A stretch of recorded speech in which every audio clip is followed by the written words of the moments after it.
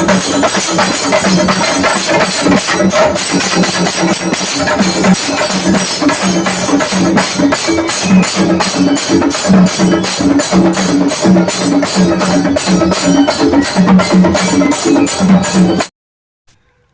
అండి, అందరికీ సంక్రాంతి శుభాకాంక్షలు. సంక్రాంతి అంటే మనకి గుర్తొచ్చేది భోగి మంటలు, ముగ్గులు, ఆ ముగ్గుల్లో పెట్టే గొబ్బెమ్మలు.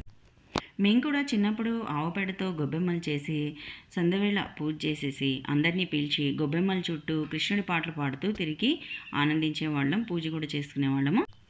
ఇప్పుడు అసలు ఆ పాటలను అందరూ మర్చిపోయారు. సంక్రాంతికి ముగ్గుల పోటీలు ఒక ప్రత్యేక ఆకర్షణ. ఈ ముగ్గుల పోటీలు అయితే మోపిదేవిలో జరిగాయి అన్నమాట, కృష్ణా జిల్లా మోపిదేవి గ్రామంలో. సంక్రాంతిని సాధారణంగా కృష్ణా, గుంటూరు, తూర్పుగోదావరి జిల్లాలో అత్యంత వైభవంగా జరుపుకుంటారు. కోనసీమ జిల్లాలో సంక్రాంతి అనగానే గుర్తొచ్చేది ప్రబల తీర్థము. మూసాపల్లి గ్రామంలో జగ్గన్న తోటలో జరిగే ప్రబల ఉత్సవం చాలా ప్రత్యేకమైనది. 11 రుద్రులు కనుమ రోజు ఇక్కడ కొలువు తీరుతారని భక్తుల నమ్మకం.